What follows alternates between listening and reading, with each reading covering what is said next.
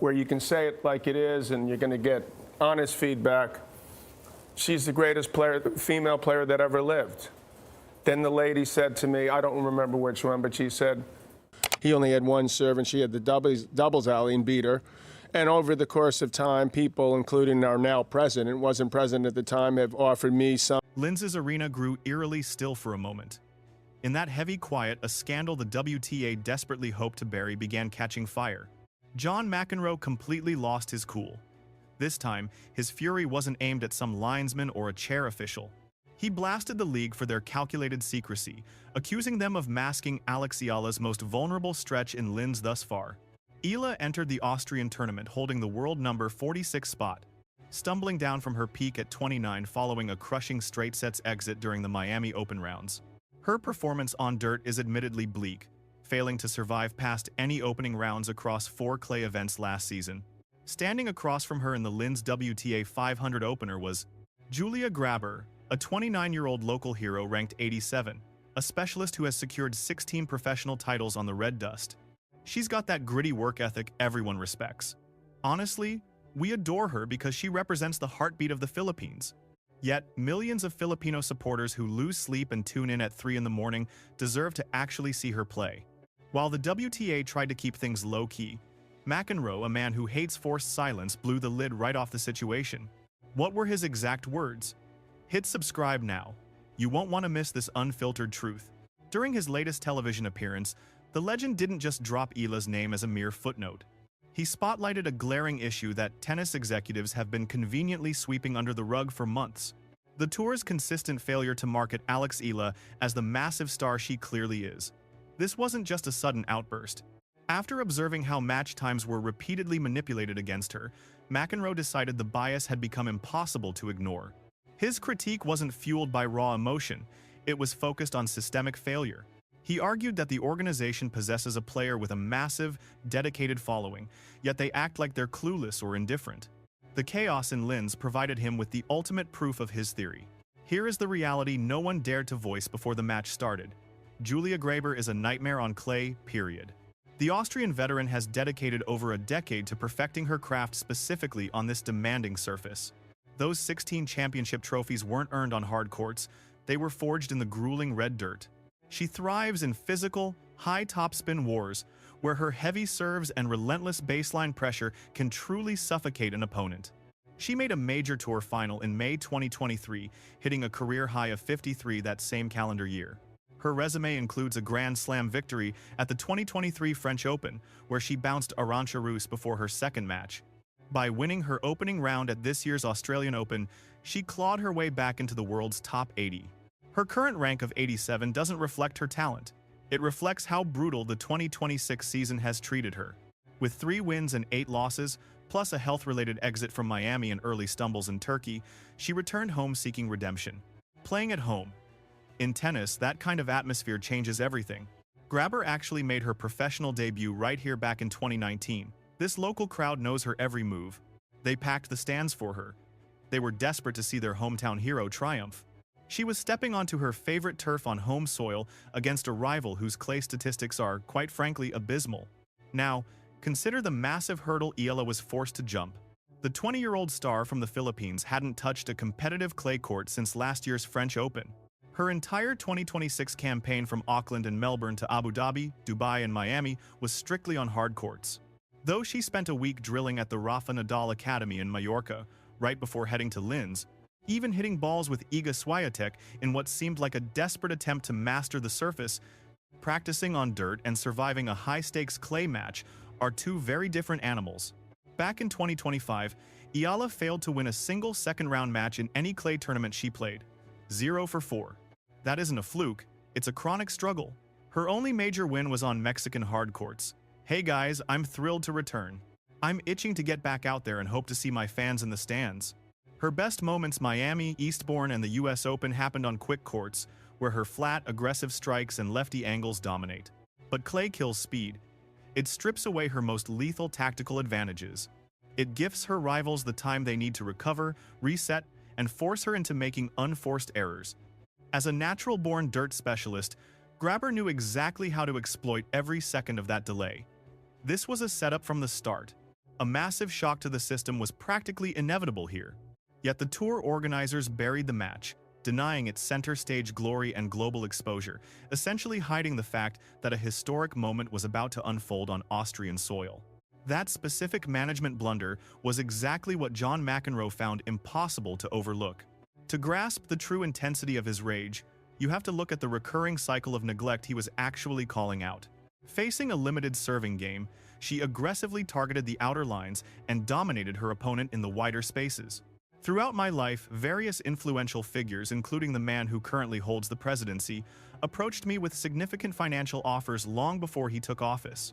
According to reports from the Tennis Gazette in February 2026, the association had a habit of tucking Ayala away on remote courts during the most inconvenient hours.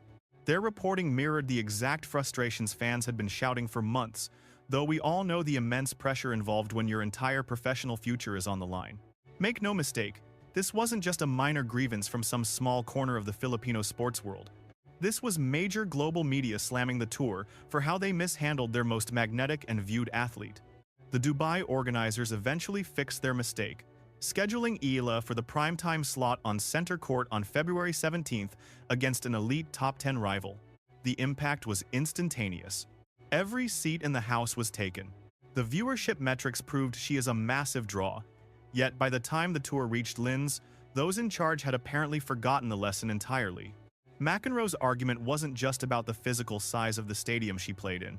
His critique was much more biting, especially when a 7-time major champion like Mats Wilander is already comparing her raw talent to McEnroe himself. Wilander described her on-court style as something truly otherworldly, suggesting her natural instincts for the game mimic the way John dominated the circuit in the 1980s. She clearly isn't just a mid-rank curiosity. You are looking at a generational icon who possesses a rare magnetic pull that almost no one else in the modern game can match. Hiding her season debut on clay, a match dripping with the drama of a potential upset against a dangerous local star, is a deliberate choice, not an accident. It serves as a clear indicator of which athletes the organization actually deems worthy of a spotlight. McEnroe decided that such a blatant statement could not go without a fierce rebuttal. There is also a much larger conversation surrounding this clash, one that reaches far beyond the politics of Linz or court assignments. Watching Alex Ayala master the red dirt has become the most compelling storyline in the sport as we approach the French Open at Roland Garros. The main event kicks off May 24th, following her stints in Stuttgart in mid-April and the Madrid Open through early May. Those 3 consecutive battles on the dirt are the ultimate proving ground before she lands on the biggest stage in Paris. Her performance on this particular surface over the next 6 weeks will dictate the legacy of her 2026 season more than any hard-court victory. Give it everything, Alex. Hello, I'm Alex. I just stepped off the practice court come tag along for a day in this tennis paradise. Her incredible run to the Miami semifinals last year was a landmark moment, where she took down giants like Swiatek and Keys as an unseeded qualifier. But that was on concrete. The clay remains an unwritten saga in her career, and Linz was supposed to be the bold first sentence of that tale. Instead, the governing body reduced that entire narrative to a mere footnote. Grapper was waiting on the other side of the net, a veteran with 16 clay titles and a roaring home crowd, providing the perfect trial to either expose Ayala's growing pains or prove she has finally mastered the surface. No matter the result, it was a match that demanded to be seen.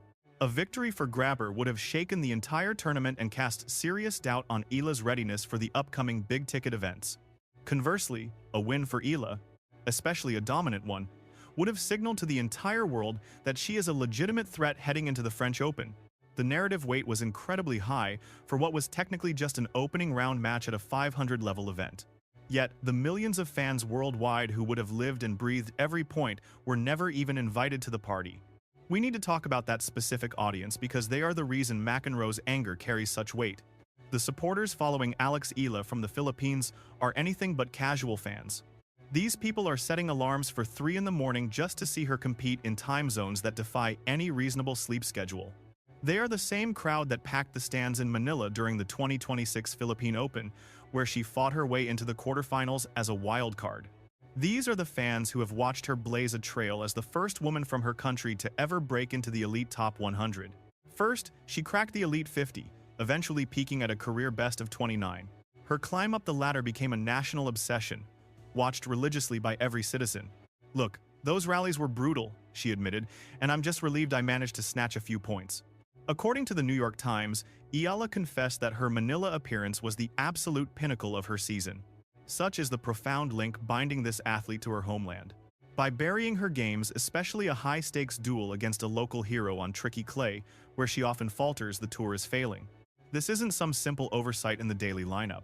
They are snubbing a massive audience responsible for igniting a tennis revolution in a territory that barely knew the game before her. Johnny Mac saw exactly what was happening. He spoke the blunt truth. But there is a hidden layer to this narrative that dictates the future. No matter the outcome against Grabber, the messy situation exposes a harsh reality regarding the tour's priorities. Specifically, how they overlook fresh territories and the stars putting them on the map. By now, Alex has transcended the mere title of athlete. News sources agree she is a Filipino cultural icon, mirroring the massive social influence of a young Manny Pacquiao. Nike launched custom apparel in her honor, and by February 2026, she was the face of Milo. Venues overflow for her, and she dominates social media feeds every time she steps on court. Yet the organization treats her like a rookie, ignoring the massive global wave of Filipino support following her every move. Why force an established money-making powerhouse to beg for the spotlight like she's still unproven? This vast gap between her immense market value and the way she is handled behind the scenes, that is the actual fuel behind the legend's fiery verbal explosion. His frustration wasn't limited to a single game on some Austrian court. He attacked the systematic coldness toward a girl who is single-handedly dragging women's tennis into new global frontiers. Up next, Stuttgart, followed by Madrid, then the grand stage of Paris. If they repeat the Linz disaster by hiding her matches again, the current uproar will feel like a whisper compared to what's coming. The public is watching closely. The press is sharpening their pens. Because McEnroe shattered the silence, the tour can no longer pretend they were unaware of the situation. The Red Dirt campaign has only just kicked off. Her quest for redemption on clay is easily the most electric storyline leading up to the French Open. If Linz was a catalyst or a catastrophe, the fallout will define her journey through the European circuit. That opening clash wasn't merely a statistic, it was a loud alarm. And most fans nearly missed the message not for lack of trying, but because the gatekeepers made it impossible to see. Mac called them out. Now, the tour's response will determine if this season is treated with respect or more neglect. With his service game faltering, she exploited the entire court to secure the win. As the weeks went by, high-profile figures, including the man leading the country today, though he lacked the title then, approached me with deals. If you want the raw truth and the deep-dive narratives the official tour ignores, you've found your home. Join our community immediately. Ring that bell. With Stuttgart on April 13th and Madrid on the 21st, this drama is just heating up.